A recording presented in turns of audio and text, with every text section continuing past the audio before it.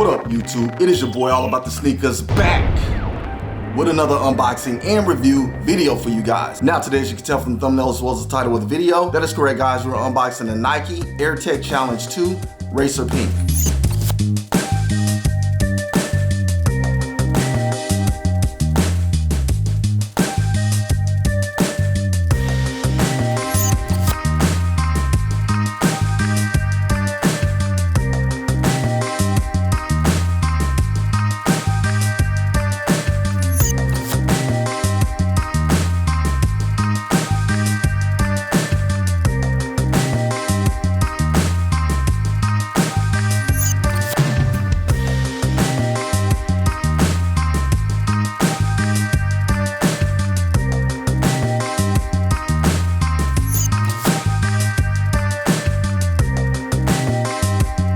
Guys, if you are not aware, this sneaker was worn by Andre Agassi back in the late 80s and early 90s. Andre Agassi was a big time superstar tennis player, and I want to say he had endorsements by Nike. I'm not 100% sure on that, but I do know that this sneaker was worn by him. And back in the 80s and 90s, before a lot of athletes started getting endorsement deals with Nike, they would actually wear some of the products, so those products would kind of be associated with them as being their signature product. However, contract-wise, that may not be the case. So a lot of these sneakers from the 80s and 90s were really worn by a lot of these athletes versus actually having an endorsement deal. Now again, I'm not 100% sure if he had a deal with Nike or not. Hence the name of this sneaker is the Nike Air Tech Challenge 2 versus the Andre Agassi. Like now we have Michael Jordan, LeBron James, and a host of other players that have actual endorsement deals with Nike. Whole different ballpark, but sneakers like this are what opened up the avenue for that. And with that said, this is basically a cult classic icon sneaker. Now a little bit of story for me on this sneaker, as it does hold sentimental value. I used to ask my mom when I was a kid back in the 80s, could I get a pair of Air Jordans? The answer was no. They cost too much, and also they were getting stolen from kids back in the 80s, basically jacked straight off of their feet, and she viewed it as a dangerous situation for us, so therefore Air Jordans was out the equation. I would ask the same thing for my dad. Well, hey dad, can I get them? The answer was still practically no, but more like we'll see. So I could never get Air Jordans back when I was a kid. That is kind of what drove me to be the sneakerhead I am today. However, in terms of this sneaker, I always kept these in the back of my mind, thinking, well, hey, I'll just see if I can get this one instead of the Air Jordan. And I want to say that was kind of at the time where Eastbay was taking off, so we had these little magazines with all of the pricings and things like that in it on the sneakers. And I want to say I saw these sneakers in there, and when I saw the price, I knew it was out of the question, so I didn't even ask my parents for this shoe. I just sucked it up and said, hey, this one is going to be another one for me that is unattainable. So here we are 35 plus years later, and this sneaker has re-released. Now, this was initially a women's release back in 1990, and now thankfully this one is a men's release. So you can kind of see how Nike went from a lot of the colorways having pink and things like that in it being women exclusives to now a lot of men wear pink and other fluorescent like colors. So thankfully we got this one as a men's release. If it would have been a women's, I still would have went after it. However, I've never seen this shoe in person back in the day, so this is my first time actually seeing this sneaker in hand, and I am super duper stoked about it. Now the sneaker has dropped on a few sites sporadically here and there, but it is actually set to release on January 31st on predominantly all of the sneaker sites, including Nike, as well as the SNKRS app. So keep your eyes peeled for this one if this is one that you want to go after. I'm not sure about how the hype is on this sneaker. There are other various colorways that have released in the past, and those seem to sell out pretty instantly, so I'm assuming this may be one that you want to dive right in and get as quick as possible, or maybe it's a sitter, who knows. However, if you're new to the channel, or if you're not, make sure you smash that like, subscribe, and share button, and make sure you hit that notification bell so you can stay up to date on future release videos. Now guys, without further ado, let's go ahead and jump right into it. Alright guys, and as you can see, I have the box here. Looking at the box, it is very, very unique. We do get that orange on the top of the lid like a typical Nike box. We also have sort of a caution light, slanted lines in light gray as well as even lighter gray. And I think that is a very dope touch for the box, as it does give OG vibes. And I want to say I saw an image of boxes compared from this one and the original, and this appears to be the original box. However, the side sticker a little bit different, but for the most part, we get the original box with this one. Now, what I think is really cool about this box is on the top of the lid, it has nothing at all, not even a Nike swoosh. However, on the side of the box, we do get Nike Air branding as well as our side sticker. And the side sticker reads Air Tech Challenge 2 QS for Quick Strike. This is a men's US size 10 personal size for me and Nike sneakers, and the suggested retail price was either $150 or $160 US. Not gonna cap, guys, I honestly honestly cannot remember the price I paid for these, so let me check real quick. All right, as you can see, we have them right here on the SNKRS app, and there is the price at $150 US. So there you have it, guys, $150, very attainable, affordable, all of that good stuff, at least for me, and I'm sure for a lot of people. It's a lot less than an Air Jordan sneaker, but you still get those kind of vibes because the sneaker was designed by Tinker Hatfield, just like the Air Jordan, so you do get his touch on this sneaker, and I think he did a wonderful job.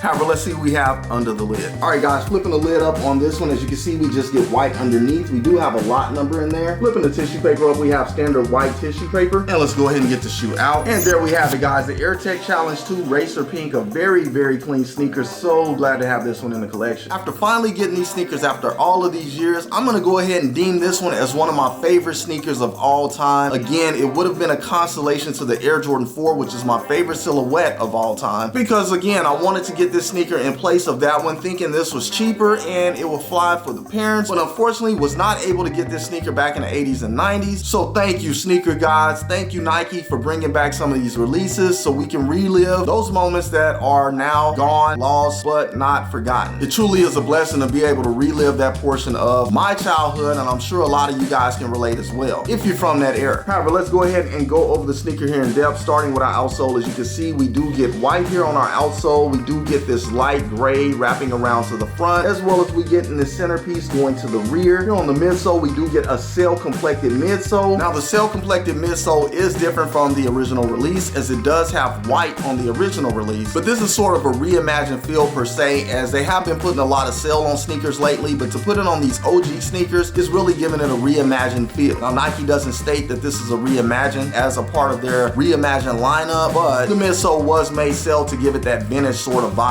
and I like it a lot. The fact that it is unique from the original, I think I may even like it a lot more. I'm not one of those people that have fallen away from the cell complexion, thinking in terms of they're overdoing it, it's oversaturated. I actually like it a lot, so I'm vibing with this one. On up to the upper here, we do get white going around the toe cap, as well as primarily on the entire upper, on that side panel, as well as the collar and heel. But we also do get this gray leather as well, just kind of piping around some of the accents. And I actually forgot to mention here, we do get more of that gray on our midsole in foam, very clean. But with that gray, we do get this sort of wing here, and this back in the day is what really made me think of the Air Jordan 4, and that's why I wanted this sneaker, because I was big on that. I used to call it the triangle, and I had to have that triangle on my shoe. So as you guys can see, it does really resemble the wing on the Air Jordan 4, again designed by Tinker Hatfield, so there are some similarities, as both of these sneakers did release in 1989. However, this colorway in particular released in 1990. But that is my favorite accent on the sneaker. You do get a little bit of racer pink here on this eyelet as well. We also get that on the Nike swoosh, and you get that sort of lava-like effect here in racer pink, as well as we get here on the heel. One of the other OG colorways is the hot lava, and that's why I say that kind of lava area. It just looks like lava is boiling up from the bottom of the shoe, and I think it is super duper dope. Great job, Tinker Hatfield. Man, he was killing it in his prime. However, in terms of the cell complexion here, we also get more cell on this eyelet here up front. I'm willing to bet the original pair had white on that eyelet, so to get cell as well, matching with the midsole, giving it that vintage vibe. I like it a lot. So glad to have this pair in the collection, man. I am blown away by this sneaker. Very, very dope. However, up at the top of our collar, we do get some white here in a different material, not leather. It's more of a cotton-like feel, and it is rigid, so very, very nice. And how in the heck did I miss the air bubble? The air bubble here, guys, white inside of that on the midsole, very clean. Couldn't leave that out. In the 80s and 90s, it was big for Nike to utilize the visible air unit, so hey, that is another thing back in the day that sold me on this sneaker and made me really, really want this. This is a sentimental sneaker for me, guys, and I'm so glad to have it. Another thing that I hear is this part of the outsole as well. They actually applied this to the Nike Yeezy sneaker before he went to Adidas, so just for you guys wondering, that is where this came from. Little historical fact. However, that pretty much wraps it up for the lateral side of the shoe. Moving along. Onto the medial side of the shoe, we get a similar look as we got on the lateral side. Moving along. Taking a look at the shoe from the top down, as you can see, we do get some racer pink here on our outsole in the front, white going around the top of the outsole. We also get white leather here on our toe box with this little swoop in the leather, giving it that tennis vibe. White leather on the toe box with perforated holes. And we get more of that rigid cotton-like feeling tongue here going up the top that we saw in that same material as we saw on the collar. We get flat white standard laces in place, and we get Nike branding in a white text box outlined with that fluorescent pink, and Nike in fluorescent pink with the swoosh as well. Not sure why it doesn't say Niki Air underneath on the tag, but it is what it is. You can also see a little bit of the piping going around the top of the tongue and fluorescent pink also. But I think this is a very dope touch from the top down. Moving along. Going to the rear of the sneaker, as you can see, we do get that light smoke gray on the outsole. Sail midsole, more smoke gray on the midsole. Upper, white wrapping around the back. More gray leather with Nike Air in racer pink. And our Achilles area with that rigid, cotton-like material. Just a dope, iconic, vintage vibe from the rear of the sneaker. Digging in a lot, moving along. All right, taking a look inside of the shoe, as you can see, we do get white on our sock liner. That is in a felt-like material, as well as we get that same felt material on the back of the tongue in racer pink. We get a racer pink insole with Nike Air branding inside and white painted on. We also get tissue paper stuffed inside, and we have our size tag on the back of the tongue. However, that pretty much wraps it up for the interior. Moving along. All right, guys, and last but not least, onto the outsole of the sneaker. As you can see, we do get every color that we have on the upper here on the outsole, as well as black. Now, the outsole is the only place that has black on the sneaker, but I think it's a dope touch. Starting here in the forefront, we do have herringbone traction in racer pink. We also get that gray just kind of outlining the entire outsole. We get this white piece right here with Nike branding in racer pink. Then we get from the midfoot to the heel of the shoe, herringbone traction in black. Overall, just a vintage look from the outsole of the shoe. Very dope in my opinion, all OG, clean, clean, clean. However, that pretty much wraps it up for the outsole of the shoe.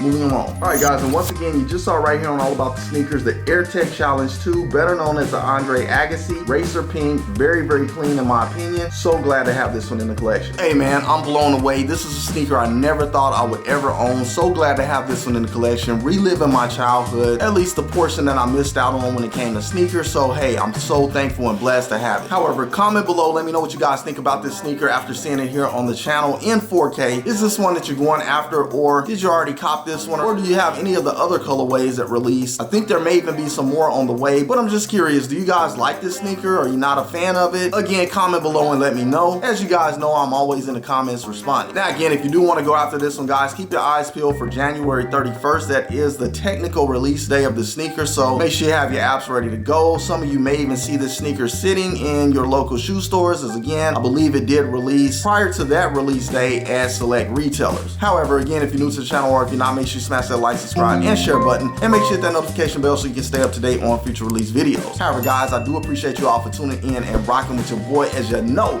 I rock with you guys 1000%. But that is all I have for you guys today on this episode. Until the next episode, keep keeping it all about the sneakers. Once again, it is your boy, All About the Sneakers, signing off. Until the next episode, I will catch you guys later. Salute, I'm out.